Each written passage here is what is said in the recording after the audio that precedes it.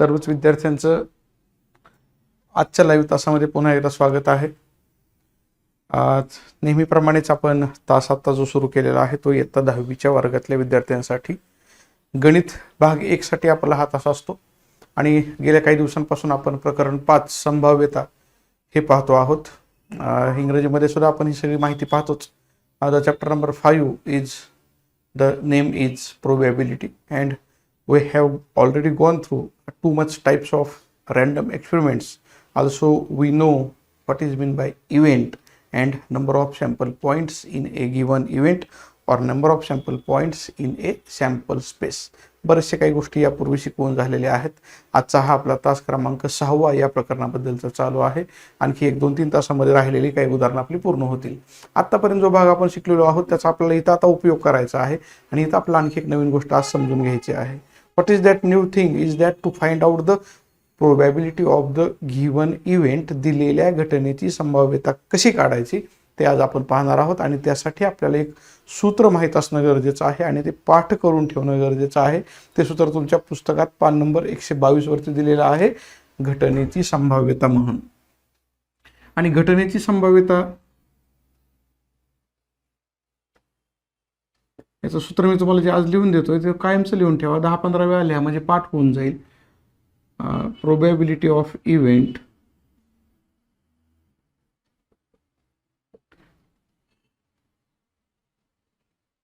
Event म्हणजे घटना आहे। ही घटना घडू शकते का, घडू शकत नाही, किती टक्के तिची शक्यता आहे घडण्याची, याला आपण म्हणतो प्रोबॅबिलिटी।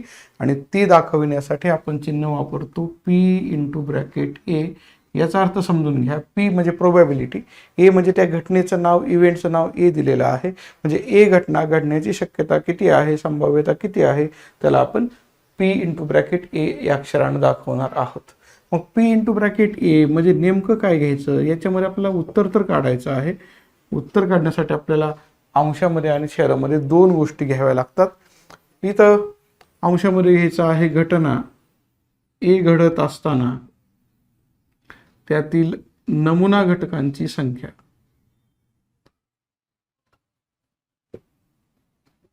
सेमीवाल्या विद्यार्थ्यांनी सुद्धा पान नंबर 122 वरती पाहायचं आणि हे सूत्र लिहून घ्यायचं आहे।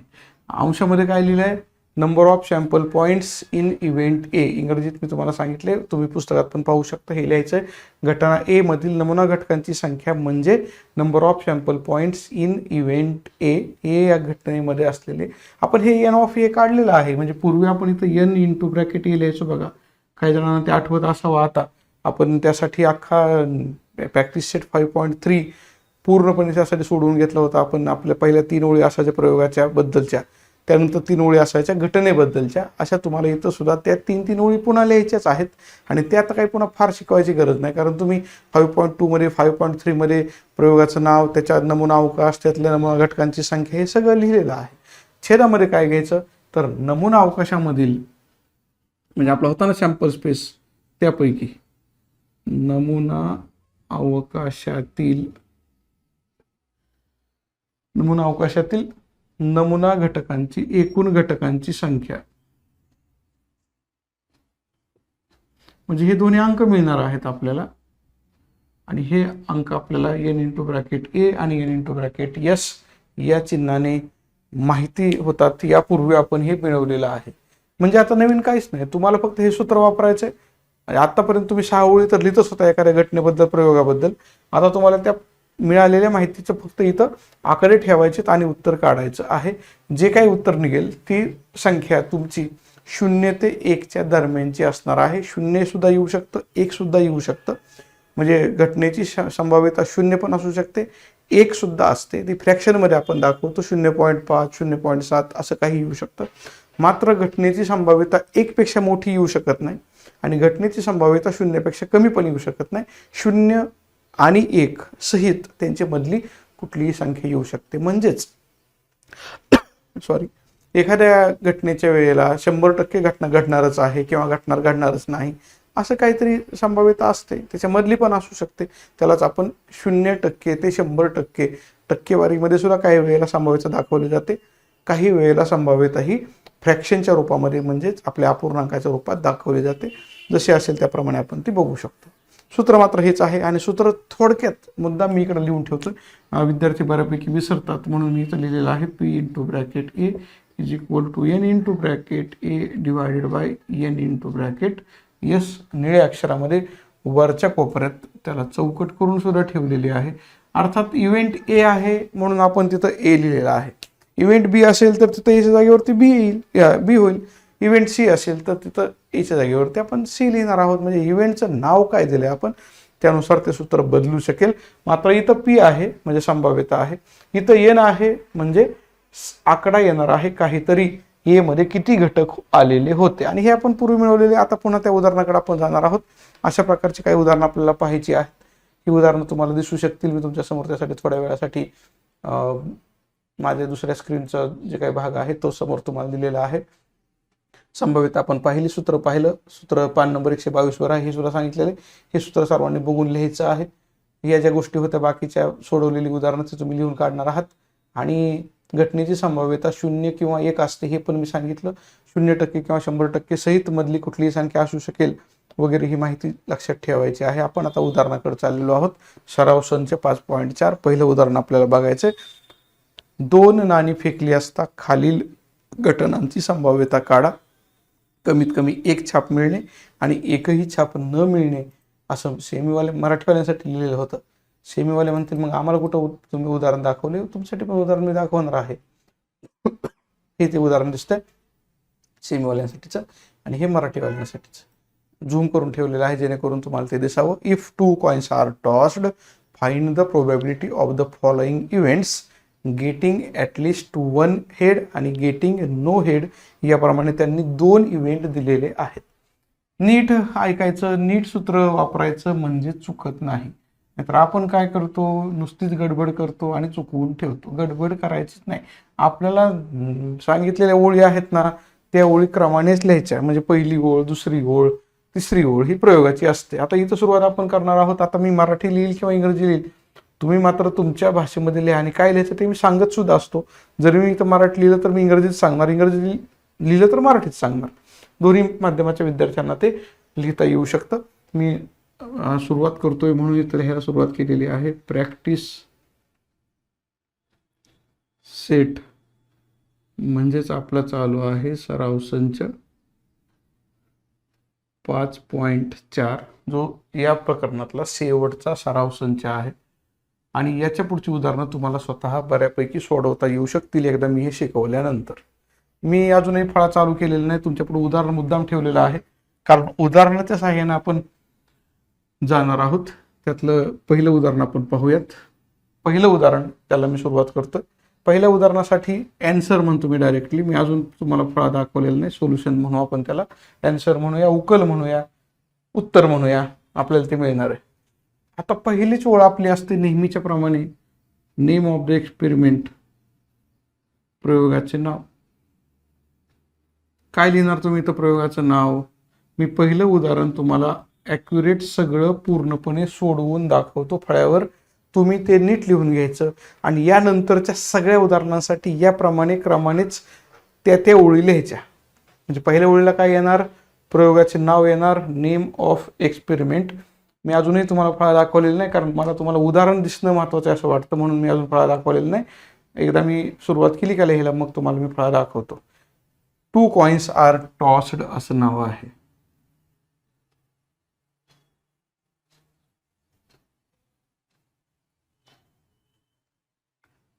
म्हणजे काय केलंय नेमकं, 2 नाणी फेकली. अर्थात ती एकाच वेळी 2 नाणी फेकली तर एका काट्यावरती हेड किंवा टेल काहीही मिळू शकतं. याप्रमाणे मी पहिली ओळ उत्तराची लिहिलेली आहे. एकाच ओळीत सगळी बसवलेली आहे. तुम्ही एकदा पाहू शकता. आता इथं उदाहरण मी तुमच्यासाठी झाकले, माझ्यासाठी ते दिसते. मात्र इथला तुम्हाला आवश्यक असलेला भाग तुम्ही लिहू शकता. मी हा भाग जो ओळ लिहिलेली आहे इथपर्यंत ती सेमी आणि मराठी दोन्ही माध्यमाच्या विद्यार्थ्यांना समजावी म्हणून लिहिलेली आहे. प्रयोगाचे नाव 2 नाणी फेकली एवढंच मराठीवाले लिहू शकतात. सेमीवाले लिहू शकतात name of experiment 2 coins are tossed. चला आता दुसरी ओळ आपण पूर्वी झालेली. दुसरी ओळ काय असते चॅट बॉक्समध्ये टाका. दुसरी ओळ असते, आपण फार उजवीकडे लिहितोय, अजून डावीकडे जागा शिल्लक आहे म्हणून मी थोडंसं आता डावीकडे लिहायला सुरुवात करतो. इथून लिहितो. अर्थात तेवढी जागा आपल्याला पुरेल पण तरी सुद्धा नमुना अवकाश हे पहिलं उदाहरण आहे, म्हणून मी एवढं डिटेल्समध्ये तुम्हाला सांगतोय. अन्यथा काय होऊ शकतं की तुम्हाला सुद्धा हे नंतर लिहायचं आहे. नमुना अवकाश म्हणजे आपण लिहितो ती सॅम्पल स्पेस. मी निळ्या रंगामध्ये जे लिहिलेलं आहे की नाही ते तुम्हाला प्रत्येकच उदाहरणाच्या वेळेला लिहावं लागणार आहे. निळ्या रंगाने मी लिहिले ते उजवीकडचा भाग वेगळा असू शकेल, कारण प्रयोग बदलला की त्याच्यातले सॅम्पल स्पेस बदलणार आहे. मग आता मला सांगा, तुम्हाला हे झालेलं आहे की नमुना अवकाश आपण लिहिला होता. 2 कॉइन्स आर टॉस्ड साठी 2 नाणी फेकल्यावर एक तर काय मिळू शकतं, एच मिळेल, HT मिळेल किंवा TH मिळेल आणि TT मिळेल. आता हे कसं आलं हे काय सांगायची गरज नाही. तुम्ही शिकवलेले यापूर्वीचे तास पाहू शकता. त्यासाठी ज्यांना हे माहीत नाही त्यांनी यापूर्वीचे माझे तास पाहायचे आणि त्यानंतर पेन निळा वापरणं गरजेचं आहे. एकूण घटक, एकूण नमुना घटक म्हणजेच काय, total sample points is equal to n into bracket a is equal to, आता हे पण पूर्वी झालेलंच आहे आपल्याला. n इंटू ब्रॅकेट a हे किती संख्या आलेली आपली, 1 2 3 आणि 4. इथं आपण लिहिलं 4. सॉरी, इथं n ऑफ a लिहायचा नव्हता, माझ्याकडून चुकून a लिहिला गेलेला आहे. खरं तर आपण हे सॅम्पल स्पेस मधलं लिहितोय, त्यामुळे इथं आपल्याला येणार आहे ते यस. बरं झालं, ते लगेच लक्षात आलं. n into bracket s is equal to आपल्याला 4 मिळाला. तिसरी ओळ पूर्ण झाली, म्हणजे प्रयोगाचं नाव, नमुना अवकाश आणि नमुना घटक हे 3 गोष्टी आपण पहिल्या 3 ओळीला लिहितो. मी ते थोडं आता जवळजवळ लिहिलंय, कारण मला खाली अजून बराचसा भाग लिहायचा आहे उदाहरणाचा, म्हणून मी ते थोडं जवळजवळ लिहिलंय. आता आपण इव्हेंटकडे जाणार आहोत, म्हणून त्यापैकी पहिला इव्हेंट, आता आपण पुन्हा इव्हेंटकडे येऊयात. पहिला इव्हेंट काय दिलेला आहे, इव्हेंट ए म्हणजे घटना ए. काय दिली घटना ए, गेटिंग ॲटलिस्ट 1 हेड असं म्हटले त्यांनी.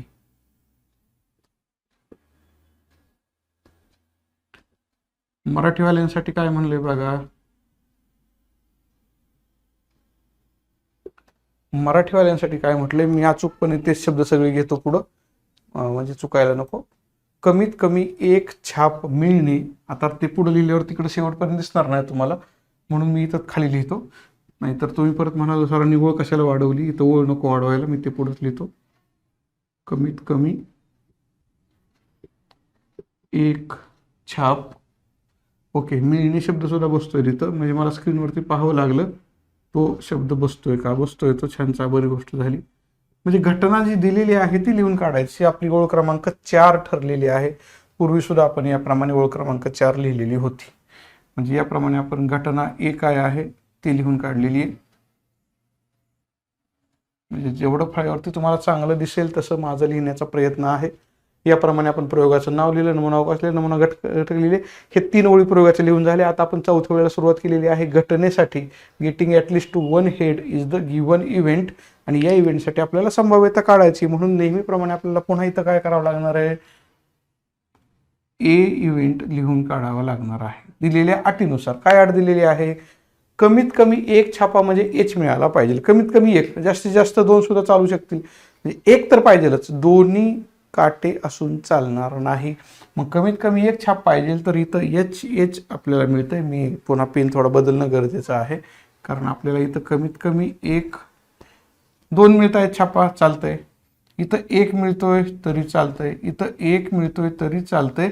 मात्र TT आपण लिहू शकत नाही. का लिहू शकत नाही TT लिहू शकत नाही, कारण तिथं दोन्ही काटेच मिळालेले आहेत. म्हणजे याप्रमाणे मी पुढं त्याच्या पुढचा भाग असा येणार आहे, n into bracket a is equal to 1 2 3. इथं आकडा आपला आला 3. इव्हेंटसाठीच्या 3 ओळी लिहून झालेल्या आहेत. म्हणजे बघा हे सगळं जुनंच आहे, ह्यात नवीन मी काय शिकवलेलं नाही तुम्हाला. हे प्रयोगाची माहिती मी शिकवलेली होती मागच्या काही तासांमध्ये. घटनेची माहिती 5.3 मध्ये आपण शिकलेलोच आहोत. हे सगळं जुनंच आहे. या 6 ओळी म्हणजे मी तुम्हाला आज काय शिकवलेलंच नाही असं म्हणलं तरी चालेल. मात्र आता आपल्याला नवीन ओळ चालू झाली, संभाव्यता. शब्द लिहायचा येते. कशाची संभाव्यता, घटना ए मिळण्याची संभाव्यता आहे, म्हणजे प्रोबॅबिलिटी आहे. सूत्र लिहिताना फक्त हा शब्द लिहून ठेवा, प्रोबॅबिलिटी. लिटी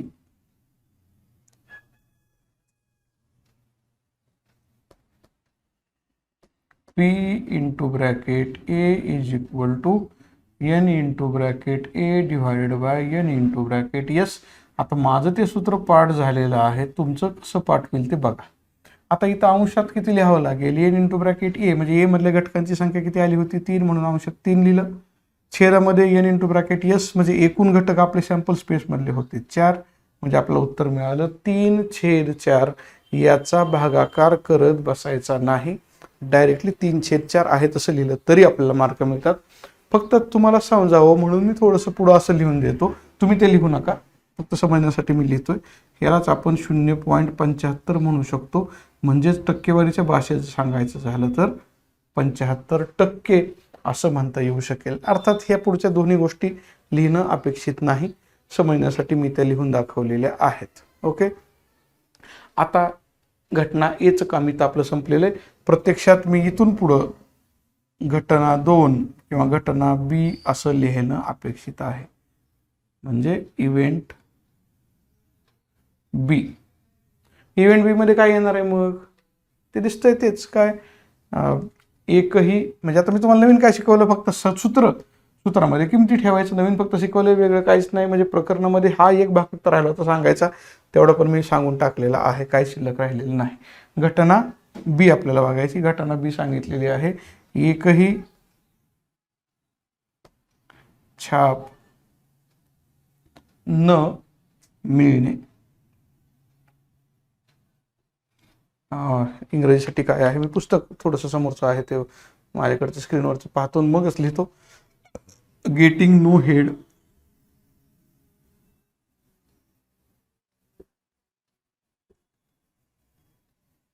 म्हणजे एच मिळायला नाही पाहिजे. मग आता जर तसं असेल तर आपण बी लिहू शकतो. इथं या पेनने सुरुवात करतो आपण ती बी लिहिण्याची. मग बी मध्ये काय असणार आहे, एकही छापा मिळायला नको. मग एकही छापा मिळायला नको, मग याच्यातलं बघायचं ना, सॅम्पल स्पेस मध्ये जायचं, इथं छापा आहे हे नको बाबा, ही छापा आहे हे पण नको, ही छापा दिसतो हेच नको. टी फक्त आपल्याला इथं चालू शकेल, कारण एवढ्या एकाच आउटकम मध्ये एकही छापा मिळालेला नाही. म्हणजे N into bracket B is equal to 1 आलं. आता मी पुढं खरं तर लिहिणं अपेक्षित नाही, तुम्ही स्वतः लिहू शकता. इथं काय लिहायचं मी ते इथल्याच्या साह्यानं सांगणार आहे. आता इथपर्यंत तर मी तुम्हाला सांगितलंच होतं ना, जसं N ऑफ ए मिळाला 3 तसं N ऑफ बी मिळाला 1, म्हणजे बी मधल्या घटकांची संख्या मिळाली 1. आता तुम्ही हे सूत्र परत लिहायचं, मी फळ्यावर लिहित नाही का लिहून दाखवू, परत तुम्ही म्हणाल सरांनी लिहून दाखवलं नाही. आता माझी जागा इथं संपलेली, कुठं लिहू मग मी, असा प्रश्न मला पडतोय म्हणून मी लिहित नाही. हां, इकडून पलीकडं थोडक्यात लिहून दाखवतो मी. विद्यार्थी परत काय करतात की सरांनी असं चिन्ह केलं तर का मग आपण पण करा ना, असं ते करतात. नकोच करायला. असं विद्यार्थी फार हुशार असतात, सर करतील तेच करायला पाहतात. N ऑफ बी 1 मिळालाय. मी आता हे इथंच तुम्हाला त्याच्यामध्ये काय बदल होईल तर तोंडी सांगतो, तुम्ही तोंडी त्याच्यात लिहून घ्या बदल. संभाव्यता प्रोबॅबिलिटी पी इंटू ब्रॅकेट, आता बी लिहायचंय तुम्ही इथं खाली लिहिताना लिहून घ्या पटपट. पी इंटू ब्रॅकेट बी बरोबर N into bracket B divided by N into bracket S. आता म्हणजे एच्या जागेवर आपण बी केलं, काम झालं. ते पुढच्या वेळेला P into bracket B is equal to, ते ती पायरी मी लिहून दाखवतो इथं. P into bracket B is equal to N into bracket B divided by N into bracket S. म्हणजेच N इंटू ब्रॅकेट बी होता 1 आणि N इंटू ब्रॅकेट एस होता 4.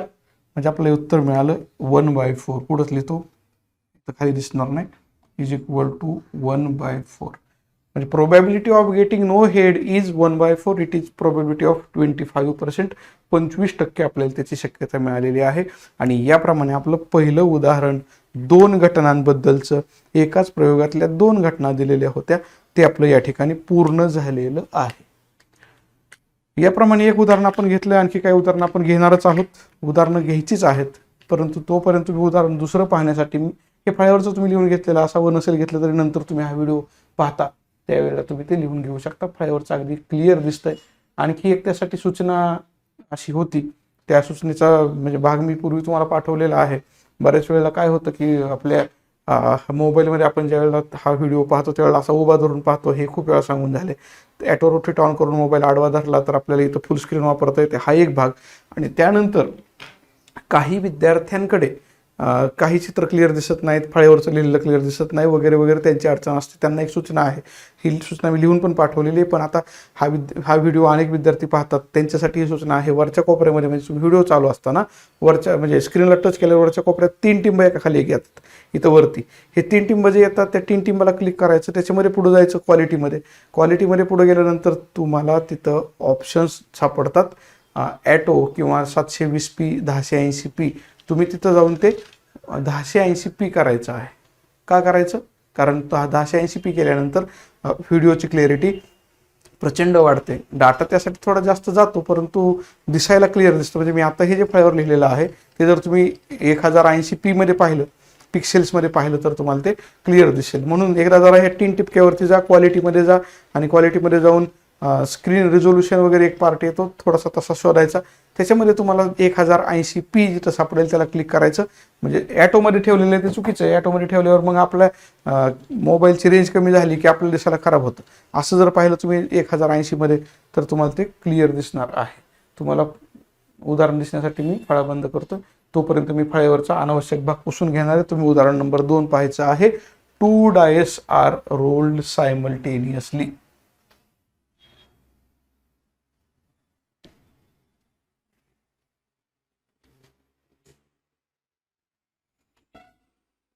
To dice are rolled simultaneously असं सांगितलेलं आहे. आणि तसं सांगितलेलं असताना आपल्याला काही गोष्टी त्याच्यातल्या बघून सोडवायच्या आहेत, विचार करायचा आहे. ज्या अनावश्यक गोष्टी आहेत फळ्यावरच्या, अनावश्यक याचा अर्थ कुठल्या अर्थानं म्हणतोय मी की आता आपल्याला त्या लागणार नाहीत. मी तुम्हाला काय लिहायचं असतं हे सगळं समजून सांगितलेलं आहे. हे उदाहरण आपण कमीत कमी 8 ओळींमध्ये सोडवतो. पहिल्या 3 ओळी प्रयोगासाठी असतात, नंतरच्या 3 ओळी घटनेसाठी असतात, आणि शेवटच्या 2 ओळी प्रत्यक्ष संभाव्यता काढण्यासाठी असतात. उदाहरण तुमच्या समोर आहे ते वाचून दाखवतो मी. If 2 dice are rolled simultaneously, 2 फासे एकाच वेळी फेकले तर पुढील घटनांची संभाव्यता काढा. इथं तुम्हाला 3 घटना दिलेल्या आहेत. काही उत्तर मी फळ्यावर लिहून देणारच आहे, तुम्हाला काही उत्तर मी तोंडी सांगणारच आहे, तुम्ही त्याप्रमाणे लिहून घेणार आहात. हे एक उदाहरण आपल्याला नक्कीच पूर्ण होऊ शकेल चर्चा करून. If 2 dice are rolled simultaneously असं म्हटलेलं आहे, म्हणजे प्रयोगाचं तुम्हाला नावच दिलेलं आहे. 2 डायस आर रोल्ड सायमल्टेनियसली, मी शब्द लिहिलेला नाही, तो तुम्ही नंतर लिहा, कारण मराठी माध्यमाच्या विद्यार्थ्यांसाठी 2 फासे टाकले असं मी लिहिणार आहे.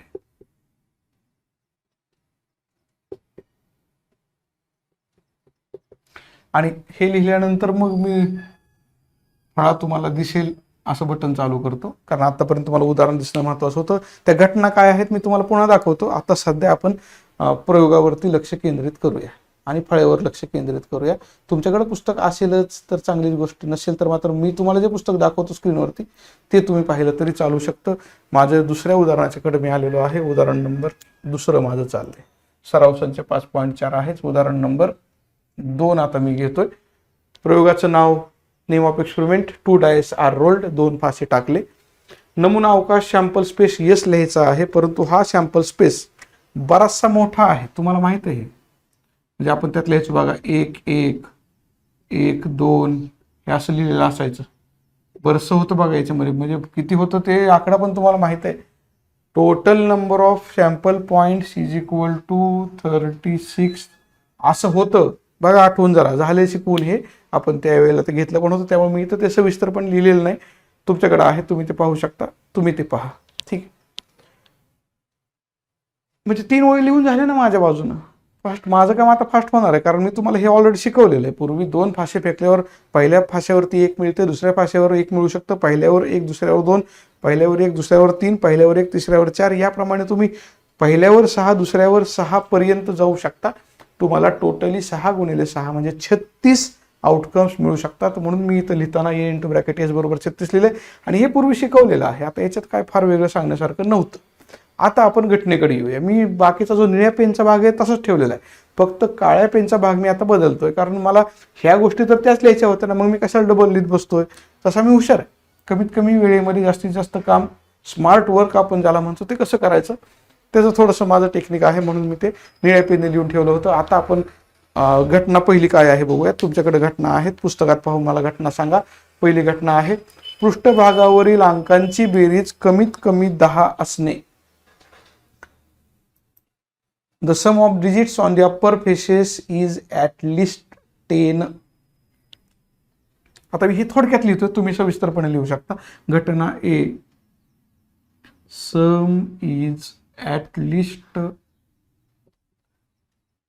10 म्हणजेच काय, वरच्या पृष्ठभागावरील अंकांची म्हणावं लागेल, कारण 2 अंक मिळतात आपल्याला एकाच वेळेला.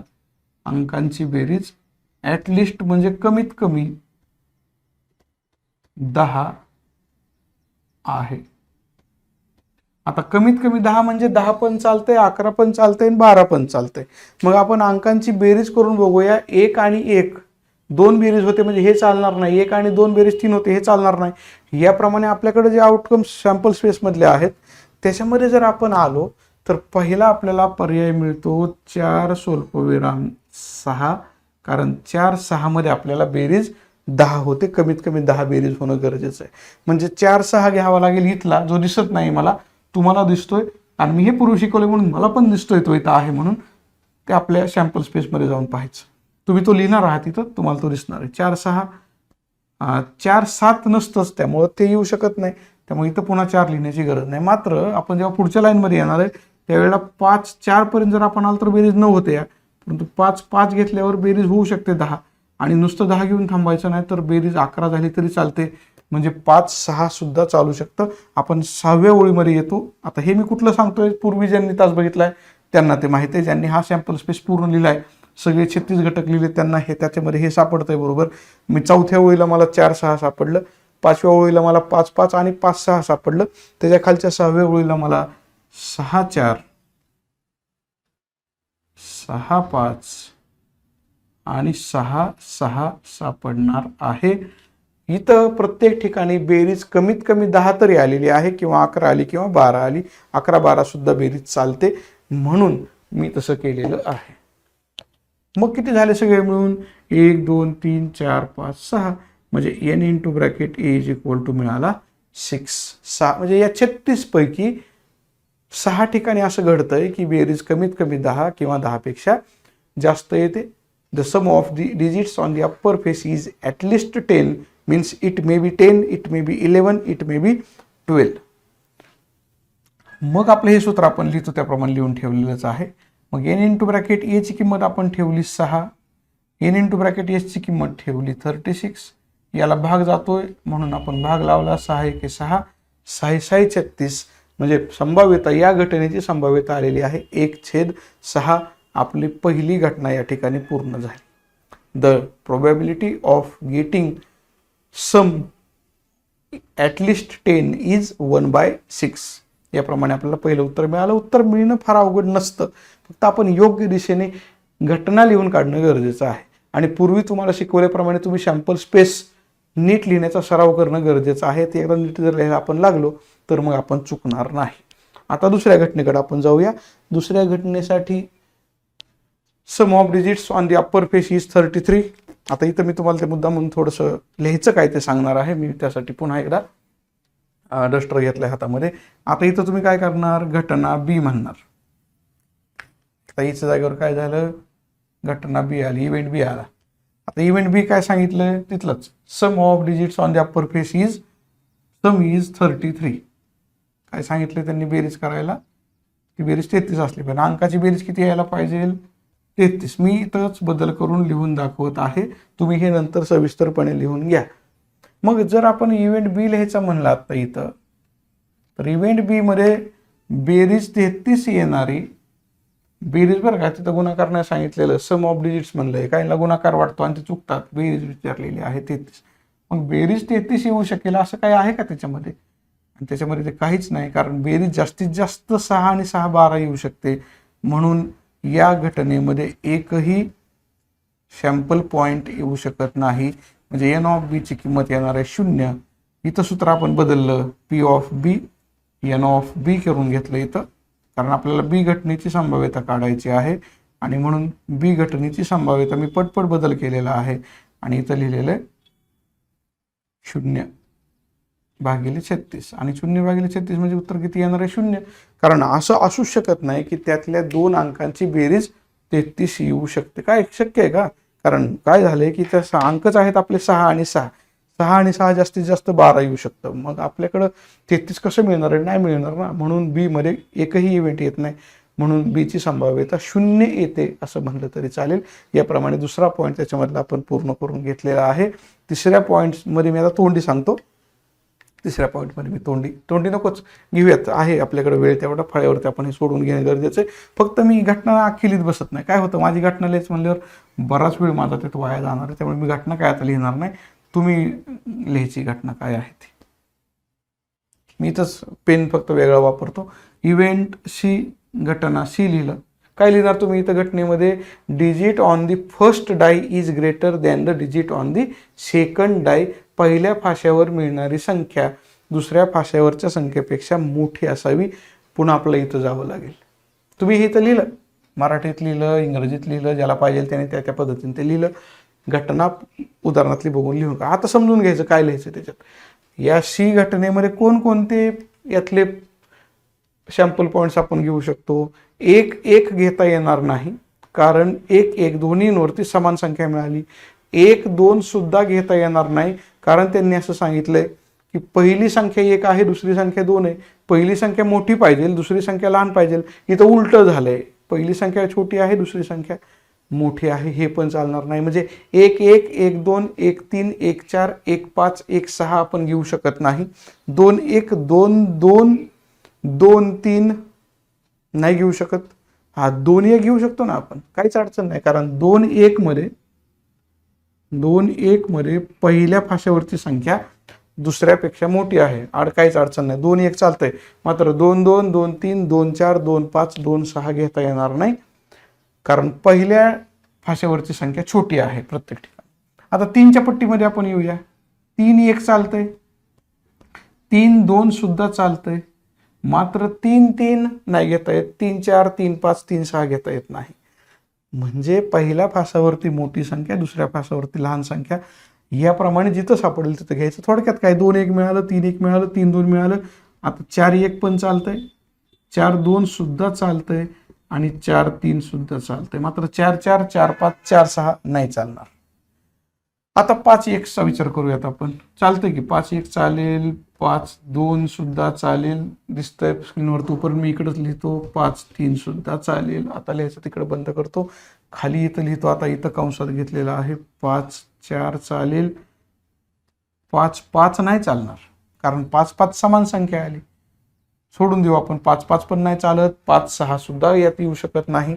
मात्र 6, 1 येऊ शकतं, 6, 2 येऊ शकतं, 6, 3 येऊ शकतं, 6, 4 येऊ शकतं, 6, 5 येऊ शकतं आणि संपलं. 6, 6 येऊ शकत नाही. म्हणजे आता मी थोडंसं जागा अपूर्ण आहे म्हणून पुसतो, नाही तर मला खरं तर इच्छा नव्हती पुसायची. हे मी लिहिलं होतं छानपैकी. असू द्या, काय हरकत नाही. एखादा इव्हेंट असा मोठा पण येऊ शकतो. मग त्या इव्हेंटमधल्या नमुना घटकांची संख्या n into bracket c is equal to मोजून लिहायची.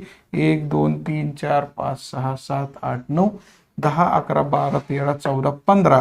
म्हणजे इथं आलेलं आहे 15. 2, 1, 3, 1 अशा प्रकारे आपण हे एकदा मिळलं, हे दुसऱ्यांदा मिळलं. हे 36 पैकी बरं का, हे 36 महत्वाचे आहेत. त्यामुळे हे लिहून जर काढले ना, त्यातलंच तुम्ही खाली घेणार आहात. हे पूर्वी पण मी सांगितलं होतं. आणि मग आपण येतोय प्रोबॅबिलिटी, म्हणजे संभाव्यता. P into bracket C is equal. आता सी का म्हणलं, कारण आपल्याला सी इव्हेंटचं नाव दिलं सी म्हणून. म्हणजे n into bracket C divided by n into bracket S is equal to n into bracket C ची किंमत होती 15 आणि n इंटू ब्रॅकेट एस ची किंमत होती 36. आपल्याला हे उत्तर मिळालं 15/36. याप्रमाणे आपल्याला संभाव्यता काढायला मी शिकवलेलं आहे. 2 उदाहरणं मी पूर्ण सोडवून घेतलेली आहेत. अजून किती वेळ आपल्या तासामध्ये शिल्लक आहे? अजून आपल्याकडे 5 मिनिटं शिल्लक आहेत. 34 मिनिटं 35 मिनिटं झालेली आहेत तासाची. आपला 40 मिनिटांचा तास असतो. यानंतर दुसरे सर तुम्हाला शिकवणार आहेतच, त्यामुळे त्यांच्या तासामध्ये आपण अतिक्रमण करणार नाही. तोपर्यंत काही जनरल सूचना किंवा उदाहरणाची एखादी चर्चा आपण करणार आहोत. उदाहरण नंबर 3, 4 आणि 5 हे सुद्धा मी तुम्हाला पुढच्या तासाला फळ्यावरती सोडवून दाखवतो. फक्त आपण थोडी त्याची चर्चा करूयात. किंवा जर असं जे उदाहरण फाश्याचं होतं किंवा नाण्याचं होतं तसं एखादं उदाहरण पुढं कुठं दिसतंय का बघूया तुम्हाला ते होमवर्कला देण्यासाठी. हां, सापडलं की एक आहे उदाहरण बघा की. थोडी चर्चा, तुम्ही हे सोडवणार आहात, फक्त मी चर्चेला घेतोय. संकीर्ण प्रश्नसंग्रह 5 मध्ये म्हटलंय खालीलपैकी कोणती संभाव्यता असू शकणार नाही. तर याच्यामध्ये मीच उत्तर देऊन टाकतो. 1.5 ही 1 पेक्षा मोठी संख्या आहे, ही संभाव्यता असू शकणार नाही. कारण संभाव्यता 1 पेक्षा मोठी असू शकत नाही. 0 ते 1 सहित त्या दरम्यान कुठलीही संख्या येऊ शकते. पुढं उदाहरण नंबर 2 तुम्ही सोडवू शकता. एक फासा फेकला तर वरच्या पृष्ठभागावर 3 पेक्षा कमी संख्या येण्याची संभाव्यता टिंबटिंब असते. मागाशी मी सांगितलं उदाहरण नंबर 1 सोडवलं त्याप्रमाणे तुम्ही ते सोडवू शकता. 2 सोडवलं त्याप्रमाणे तुम्ही ते सोडवू शकता. मात्र आता काय सांगितलंय, एक फासा फेकलेला आहे. तुम्ही नमुना अवकाश लिहायचा 1 2 3 4 5 6 एन इंटू ब्रॅकेट एस लिहायचे 6 आणि मग पुढं घटना लिहायची आहे. घटना लिहायची आहे 3 पेक्षा कमी संख्या मिळणे. त्यातले घटक लिहायचे आहेत 1 आणि 2. उत्तर सुद्धा मी सगळं सांगतोय. एन इंटू ब्रॅकेट ए येणार आहे तुमचा 2 आणि शेवटचं उत्तर येणार आहे प्रोबॅबिलिटीचं 2/6 म्हणजे 1/3 हे उत्तर येणार आहे. मात्र ते प्रॉपरली लिहून दाखवायचे. उदाहरण नंबर 2 3 4 5 6 नाही, सगळी ही उदाहरणं आपल्याला सोडवायची आहेत. आपण ही उदाहरणं सोडूयात पुढच्या तासाच्या वेळेला. आत्ता पुरेसा वेळ आपण तास घेतलेला आहे. तुमच्या काही शंका असतील तर माझ्या वैयक्तिक नंबरवरती पाठवून द्या. तुमच्याकडे माझा वैयक्तिक नंबर आहेच. आणि जर तुम्ही एक्स्ट्रा काही उदाहरणं सोडवली तर ती सुद्धा माझ्या नंबरवरती त्याचे फोटो काढून पाठवत चला. मी पाहत जाईल. त्याच्याबद्दल मी कधी काही प्रतिक्रिया व्यक्त नाही केली तरी फार काळजी करू नका. मात्र तुमच्या बाजूने तुमचं काम तुम्ही करत राहा विद्यार्थी म्हणून. याप्रमाणे आजचा तास आपण बंद करतो आहोत. ज्या विद्यार्थ्यांना या प्रकरणातले यापूर्वीचे 5 तास पाहायचे आहेत त्यांनी चॅनलमध्ये जायचं. चॅनलमध्ये नावाला क्लिक केलं की होम, व्हिडिओज आणि प्लेलिस्ट असे ऑप्शन येतात. त्यामध्ये व्हिडिओजमध्ये 175 व्हिडिओ आहेत. हा 176 क्रमांकाचा व्हिडिओ तुम्ही कुठं शोधत बसणार. म्हणून आणखी एक सोय आपण केलेली असते. प्लेलिस्टमध्ये चॅप्टर वाईज आपण व्हिडिओ एकत्र केलेले असतात. चॅप्टर वाईज म्हणजे पहिला चॅप्टर असेल, तिसरा चॅप्टर असेल, त्याचे व्हिडिओ त्या प्लेलिस्टमध्ये टाकलेले आहेत. आणि 5व्या चॅप्टरचे व्हिडिओ सगळे क्रमाने 1 2 3 4 5 6 हे 5व्या चॅप्टरमध्ये आलेले आहेत. पुढे आणखी आपल्याला काही तास या चॅप्टरचे संभाव्यतेबद्दलचे घ्यायचे आहेत. ते सुद्धा त्याच्यात पुढे ॲड होत जातील. मात्र आत्तापर्यंत झालेले 5 तास आणि हा 6वा तास हे तास क्रमाने पहिल्यापासून नीट पहा. स्वाध्याय पूर्ण करा, होमवर्क पूर्ण करा. म्हणजे तुम्हाला प्रकरण समजायला आणि स्वतः काही गोष्टी सोडवायला नक्कीच सोपं जाणार आहे. म्हणून या खरं तर हे प्रकरण फारच सोपं होतं त्या मानानं असं मला वाटत होतं. तुम्हाला काय वाटतं ते तुमचा प्रश्न आहे. मात्र मी फळ्यावरती तुम्हाला हे सगळं सोडवून देतोय, शिकवतोय. तुम्ही तुमच्या बाजूने हे व्हिडिओज नाही कळलं तर पुन्हा पुन्हा पाहून समजून घ्यायचे आहेत. 10वीच्या विद्यार्थ्यांसाठी आपण यावर्षी गणिताचा अभ्यासक्रम जो आहे तो टाकण्याचा प्रयत्न करतो आहोत. आजच संध्याकाळी गणित भाग 2चा सुद्धा 1 तास नाही, गणित भाग 1चा तास आहे तो होणार आहे. 3 तिसऱ्या प्रकरणामधला एक थोडासा भाग आपण वर्गात शिकवलेला होता, त्याचा व्हिडिओ मी बनवलेला नव्हता. म्हणून आज मुद्दा म्हणून संध्याकाळच्या तासाच्या वेळेला तो व्हिडिओ तुम्हाला मी म्हणजे अर्थात मी नाही शिकवणार, दुसरं कोणी शिकवलं तरी तुम्हाला कळणार आहे. तो माझ्या माहितीप्रमाणे आपला प्रॅक्टिस सेट 3.4 वगैरे तो असावा. तो आपल्याला आज घ्यायचा आहे. सम ऑफ फर्स्ट n डिजिट्स, पहिल्या n अंकांची बेरीज किती येते, संख्यांची बेरीज किती येते वगैरे असा तो भाग होता. आपल्याला सूत्र होतं SN, आठवतं का ते? SN = n/2 into bracket twice a + n - 1d. ते सूत्र वापरून उदाहरणं सोडवण्याचा तास आज संध्याकाळी होईल. तोही तुम्ही पाहणं आवश्यक आहे आणि लिहून काढणं आवश्यक आहे. म्हणजे प्रकरण पहिलं आपलं पूर्ण आहे यूट्यूबवरती, प्रकरण तिसरं पूर्ण यूट्यूबवरती आहे, 4थं वगळलेलं त्यामुळे तुम्ही घेतलेलं नाही. 5वं प्रकरण सुद्धा आता जवळजवळ 90% आपलं या यूट्यूबवरती आलेलंच आहे. राहिलेले तास पण येतीलच. राहिलेलं प्रकरण दुसरं पण आपण त्यानंतर यूट्यूबवरती घेणार आहोत. म्हणजे एखाद्या विद्यार्थ्याला उशिरानं अभ्यास करायचा असेल, त्याला मोबाईल घरी नसला तरीसुद्धा पालक घरी आल्यानंतर रोज संध्याकाळी जर त्याने मोबाईल घेऊन बसलं, रोज 1च तास पाहिला तरीसुद्धा त्याचा अभ्यासक्रम 10वी गणित भाग 1चा पूर्ण होणार आहे. 1चा भाग पूर्ण होत असताना किंवा होताच भाग 2 आपण सुरू करणार आहोत. जरी मी नाही शिकवलं तरी तुम्हाला तो भाग सुद्धा माझ्या चॅनलच्या माध्यमातून उपलब्ध करून देण्याचा माझा प्रामाणिक प्रयत्न राहणार आहे. आजचा तास आपण इथं बंद करतो आहोत. किरकोळ सूचना तुम्हाला सांगितलेल्या आहेत, तुम्ही त्या पाळता की नाही हा तुमचा प्रश्न आहे, परंतु सांगणं हे माझं काम आहे. मी सांगितलेल्या आहेत, तुम्ही त्याप्रमाणे पुढे जाऊ शकता. ओके, धन्यवाद. 40 मिनिटं आपली बरोबर पूर्ण होत आलेली आहेत आणि 40 मिनिटं झाली की आपला तास आपण बंद करतो. इतरांच्या तासांमध्ये, इतरांच्या वेळेमध्ये आपण जाणार नाही.